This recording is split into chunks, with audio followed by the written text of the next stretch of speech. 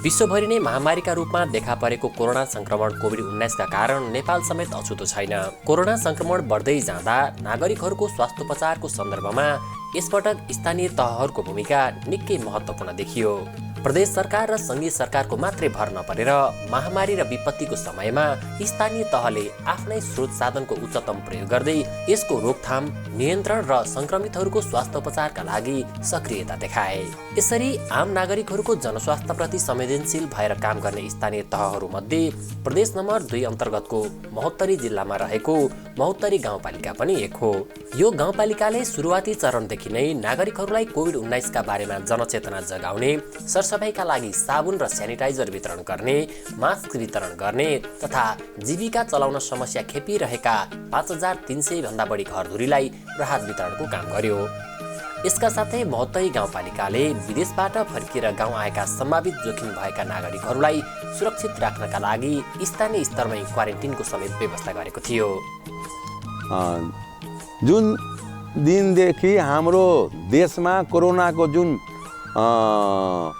प्रवेश भयो त्यो दिनदेखि हाम्रा सङ्घीय सरकार, प्रदेश सरकारका नियम नीतिहरू जुन आयो त्यो नियम नीतिलाई लिएर हामीहरूले आफ्नो पहिलामा सबभन्दा पहिला हामीले त्यो मास्क अनि साबुनको दिएर आम जनताको घर घरमा हामीहरूले पुर्याए। अनि मास्क साबुनको अनि त्यसपछि फेरि राहतको कुरोहरू आयो। राहतका कुरोमा पनि हाम्रो महोत्तरी गाउँपालिकाले 5300 घरधुरीलाई राहत सहयोग, जसमा 200 जुन हरा साग सब्जीको लागि पनि हामीहरूले 200 हरेक प्याकेजमा 200 रुपैयाँ पनि राखेको थिए।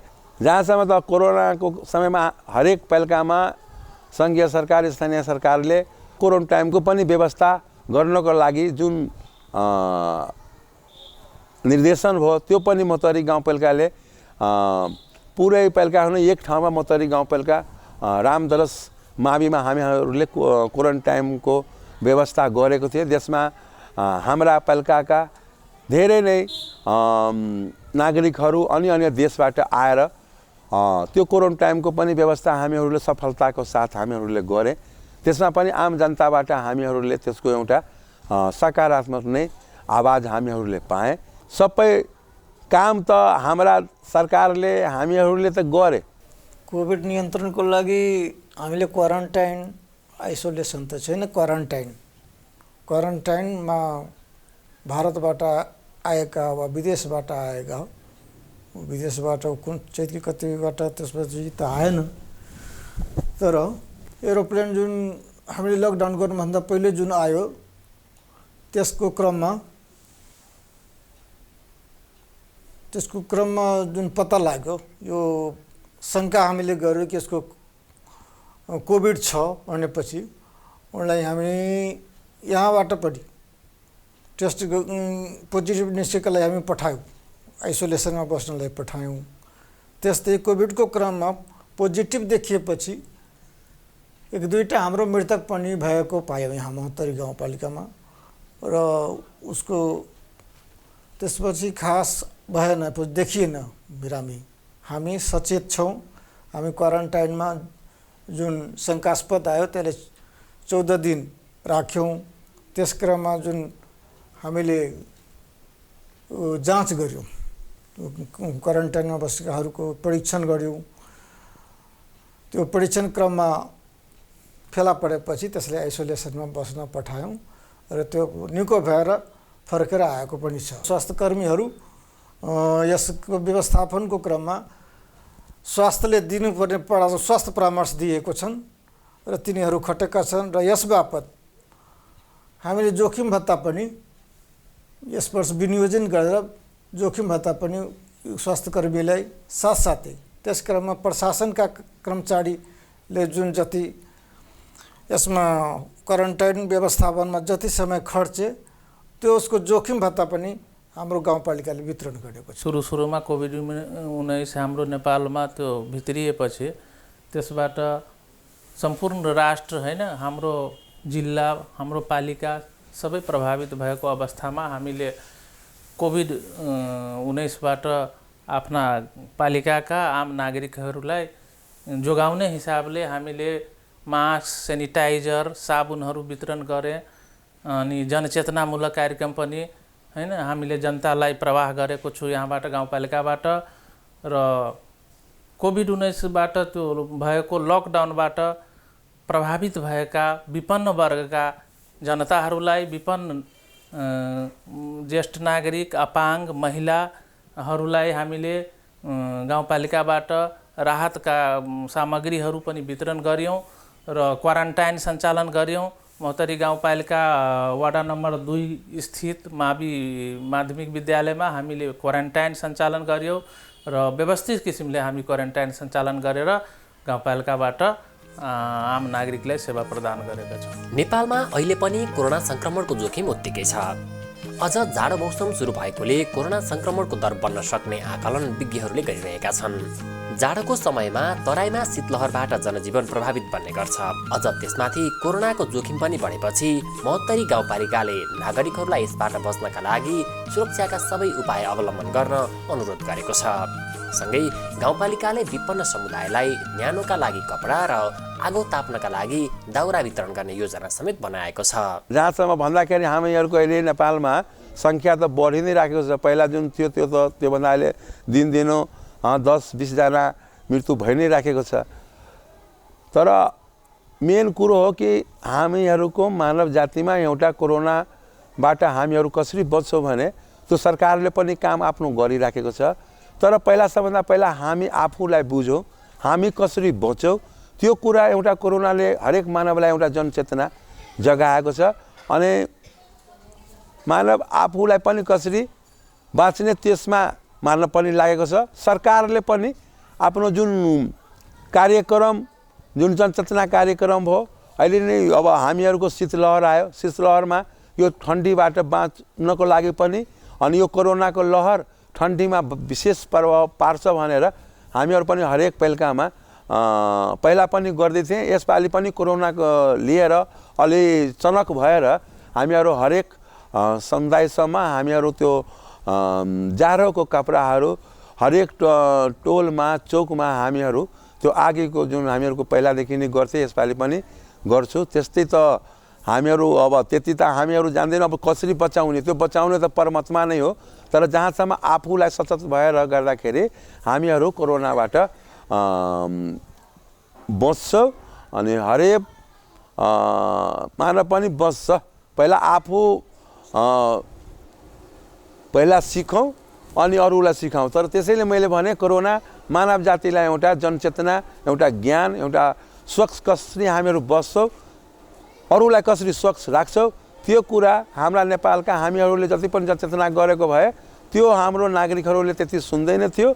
त्यो कुरा हामी कोरोनाको मार्फत हामीहरूलाई ज्ञान आयो अनि आफ्नो सुरक्षा आफै गर्दाखेरि कोरोना हजुर आफै नष्ट हुन्छ। हाम्रो छवटी वार्डमा दलित, विपन्न, ज्येष्ठ नागरिक, बालबालिका कति छ भन्ने तथ्याङ्क हामीले पठायौँ र त्यसको लागि हामीले गर्नुपर्ने दाउरा र न्यानो सामग्रीमा हामी कम्बल वा सिरक हामी भन्छौँ, कम्बल सिरक हामी वितरण गर्छौँ।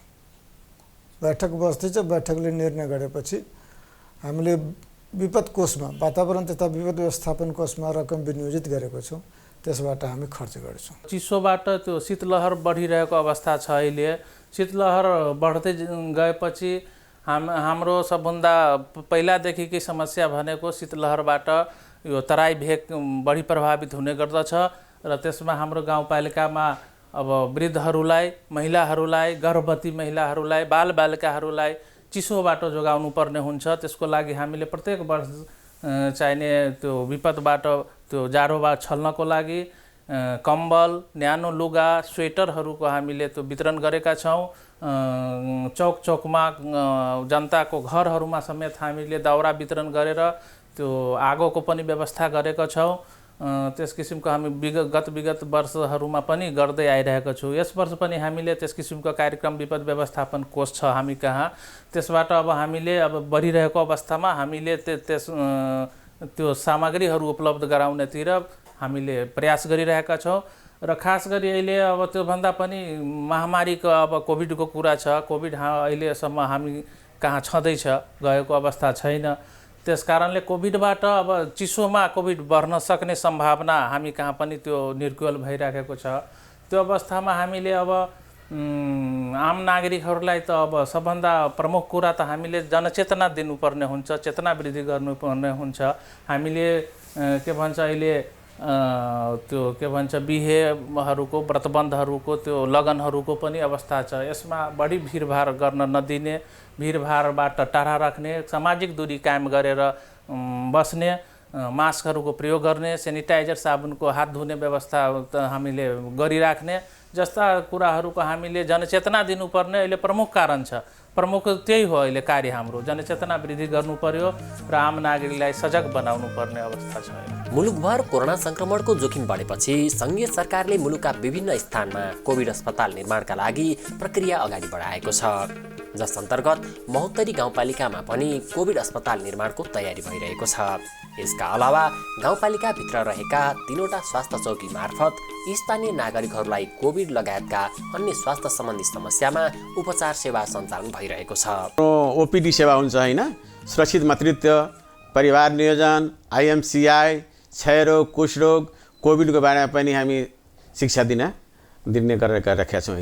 अहिले हाल चाहिँ कोभिडको व्यवस्थापनको लागि अहिले त हामी अब एउटा कोभिड अस्पताल खोल्न गइराखेका छौँ। त्यसको लागि चाहिँ विज्ञापन पनि निस्किएको छ र आजै भोलिमा हाम्रो रिजल्ट निस्किनेवाला छ। त्यसमा एउटा एमबीबीएस डाक्टरको, त्यसपछि स्टाफ नर्स अनमी 2 जना, कास 1 जना, 4 जना चाहिँ कोभिडबाट आइसोलेसन हाम्रो अस्पताल निर्माण हुन गइराखेको छ। जाडो महिनामा त बढी त कोरोनाको के अरे कोभिडको बढी सम्भावना हुन्छ।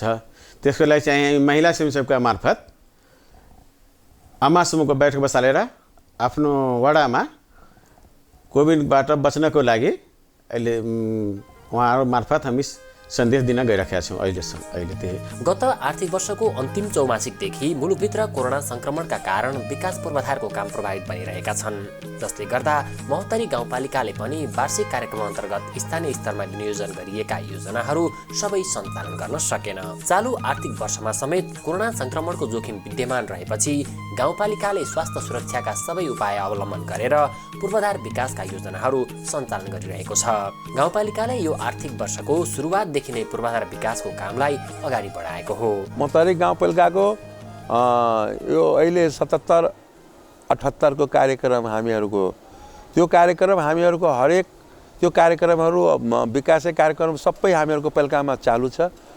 जुन पहिला भन्दा यसपालि हामीहरू अगाडि नै हामीहरू कार्यक्रमहरू सञ्चालन छ। यो भन्दा पहिला पनि 76-77 को कार्यक्रममा पनि कोरोनाले हामीहरूलाई पीडित गर्यो, तापनि हामीहरू विकासै काम आफ्नो यो सचेतताको गर्दै काम हामीहरू जुन जनताको जुन चाहना, जुन माग, जुन हामीहरूको जुन काम थियो त्यो कोरोना कालमा पनि महोत्तरी गाउँपालिकाले पुरै गरेको छ। जुन 100 मा हामीहरूले 80% हामी काम गर्यौँ। प्रथम सालदेखि अहिले हामीहरू चौथो सभामा छौँ। प्रथम सालमा 20% हामी काम गरे, दोस्रोमा हामीहरू 55 मा गए, तेस्रोमा हामीहरू 80 मा गए। त्यो कोरोनाको कारण पनि 80 मा हामीहरू पुगे काम गरे। अब यो चौथो सभामा लाग्छ हामीहरू 90 भन्दा पारी गर्छौँ जस्तो हामीलाई लाग्छ। उपभोक्ता समिति गठन भएर पनि आइरहेको छ। उपभोक्ता समितिबाट हुने काम उपभोक्ता समितिबाट गर्ने र उपभोक्ता समितिले गर्न नसक्ने काम हामी एउटा वार्ता छ, 5 लाखसम्म हामीले वार्ताबाट गर्छौँ। त्योभन्दा बढी अब सार्वजनिक खरिद ऐनले जसरी भनेको छ त्यो अनुसार हामी गर्छौँ। त्यसभन्दा बढी जुन छ त्यो सिलबन्दी दरभाव पत्र छ, बोलपत्र छ, त्यो बोलपत्र सूचना प्रकाशन गरेर नियमअनुसार हामीले सम्झौता र कार्यादेशको पत्र दिन्छौँ। र सामाजिक विकासमा पनि हाम्रो कार्यक्रम छ, त्यो कार्यक्रम हाम्रो हुन्छ। पूर्वाधारको कार्यक्रम छ, सामाजिक विकासको छ, संस्थागत छ। र यस्तै हामीले तोकेको जुन सूचीहरू छ 5वटा विषय क्षेत्र छ, त्यो 5वटा विषय क्षेत्रमा हामीले योजना बनाएको छौँ। योजना हाम्रो पारित भयो र त्यसले कार्यान्वयनतिर हामी गइरहेका छौँ। गत वर्ष पनि अब त्यो कोभिडको कारण र त्यो लकडाउनको कारणले गर्दा धेरै योजनाहरू प्रभावित भएकै अवस्था हो। अब यस वर्ष अब योजना कार्यान्वयनका प्रयासहरू हामी कहाँ सुरु भइसकेछ, योजना सञ्चालनका गतिविधिहरू सञ्चालन भइरहेको अवस्था छ। यो अवस्थामा हामीले चाहिने सकभर जस्तै उपभोक्ता समितिहरू गठन गर्नुपर्दाखेरि हामीले खास गरेर सामाजिक दूरी मास्कहरूको प्रयोग गरेर गर्ने हामीले निर्देशन यहाँबाट दिइराखेका छौँ। हाम्रो कर्मचारी पनि त्यसमा खटिराखेको छ र त्यस कुरालाई मध्यनजर गर्दै र कोभिडबाट बच्ने उपायहरूको अवलम्बन गर्दै जनस्वास्थ्यको सुरक्षाको लागि विभिन्न किसिमका उपायहरू हामीले गर्दै र योजना सञ्चालन पनि गरिराख्नुपर्ने अवस्था भएकोले त्यतातिर हामीले ध्यान दिइरहेका छौँ। स्थानीय तहमा जनप्रतिनिधिको आगमन भएको 3 वर्ष पुरा भएर 4 वर्ष लागेको छ। यो अवधिमा खास गरी स्थानीय समुदायको आवश्यकताका आधारमा विकास निर्माण लगायतका अन्य गतिविधि सञ्चालनमा निकै राम्रो उपलब्धि हासिल भएको छ। हामीहरूको नेपालको नयाँ संरचनामा हामीहरूले भाग लिए पदमा अहिले हामीहरू स्थापित आएको छौँ। तर त पहिला त अलि काम पनि हामीहरूले कमै गर्न पाएँ। जनताको पनि चाहना थियो ती बजेट दियो भने किन काम भएन। तर बजेटै भएर हुँदैन। पहिला ज्ञान, समय, प्राविधिक चाहियो, योजना चाहियो, बस्ने ठाउँ चाहियो। त प्रथम सभामा हामीहरूलाई त्यस्तै थियो। तर अहिले आएर आफूलाई यो लाग्छ कि केही पनि काम गर्नको लागि अहिले हामीहरू जुन पदमा छौँ, जनताको चाहना, विश्वास सबैको आजसम्म मनको काम त मनले पुरा त परमात्माले पनि गर्न सकेन। तर यो पदमा बसेर आम जनताको, हाम्रो नेपालको विकासको कार्यक्रम, आम जनताको के चाहना छ त्यो स्थानीय तहले पुरा गर्छ भने अहिले म खुस छु। हजुर, महोत्तरी गाउँपालिकाले कोरोना संक्रमणका कारण समस्या खेपिरहेका नागरिकहरूको दैनिकीलाई सामान्य बनाउन हरसम्भव प्रयास गरिरहेको छ। यसका लागि नागरिकहरूको जागरुकता र सक्रिय सहभागिताका लागि गाउँपालिकाले अनुरोध समेत गरेको छ। म सम्पूर्ण नेपालवासीलाई, आफ्नो महोत्तरी गाउँपालिका सम्पूर्ण नागरिकलाई म यो अनुरोध गर्न चाहन्छु कि सबभन्दा पहिला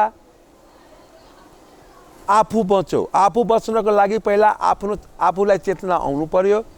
हामीहरूको एफएम, टिभी, अनेक पत्र पत्रिकाद्वारा प्रदेश सरकार, स्थानीय सरकार, सङ्घीय सरकारले जुन दिइराख्नु भएको छ त्यसलाई मनन गरी आफू सुरक्षा आफू गरौँ भन्दै म सम्पूर्ण महोत्तरी गाउँपालिका सम्पूर्ण नागरिकलाई म यही अनुरोध गर्न चाहन्छु। जाडोबाट बचौँ, न्यानो लुगा लगाउँ, तातो खाना खाउँ र कोभिड-19बाट बस्नुपर्ने मास्क लगाउँ, सेनिटाइजर, हात धुने साबुनले हात धोउँ र भिडभाडबाट बचौँ। म त यो सन्देश दिन चाहन्छु। यो जिल्लामा छिमेकी पालिकाहरूमा कतिपय पालिकाहरूले विद्यालय सञ्चालन गरेको छ। तर अहिलेसम्म हामीले अब विभिन्न त्यो मिडियाहरूबाट थाहा पाउँदाखेरि अहिले पनि स्वास्थ्य मन्त्रालयले हतार गरेर विद्यालय सञ्चालन नगर्नु भनेर पत्राचारहरू, परिपत्रहरू, न्युजहरू दिइराखेको अवस्था छ। त्यसकारणले हामीले अहिले हेरौँ र पर्खेको अवस्थामा हाम्रो पालिका छ र खास गरेर अहिले अब यो अवस्थामा अब शीतलहरको अवस्था पनि बढिरहेको अवस्था छ। शीतलहर बढ्दैछ। सामान्य अवस्थामा पनि यो समयमा हामीले केही दिन विद्यालय बन्द गर्नुपर्ने पनि अवस्था रहन्छ, बन्द गर्नुपर्ने पनि हुन्छ। त्यसकारणले अहिले हामीले यो शीतलहरको पनि अवस्था छ र नेपाल सरकारको पनि अब कुन किसिमको निर्देशनहरू आउँछ त्यसलाई हेरेर हामीले विद्यालय सञ्चालनको बारेमा त्यो विचार गर्नेछौँ। तराईको गाउँपालिका भए पनि महोत्तरी गाउँपालिका आर्थिक र सामाजिक विकासका हिसाबले पछाडि छ। यस्तो अवस्थामा नागरिकको जीविकालाई सहज बनाउन जनप्रतिनिधिहरूले सक्दो प्रयास गरिरहेका छन्। यस्ता प्रयासले समुदायको आर्थिक र सामाजिक विकासमा महत्त्वपूर्ण टेवा पुग्ने विश्वास गर्न सकिन्छ। अझ त्यसमाथि कोरोना संक्रमण जस्तो महामारीको समयमा जनप्रतिनिधिहरूले निर्वाह गरेको अभिभावकत्व नागरिकहरूका लागि साँच्चै बिर्सिन सक्नुको छ।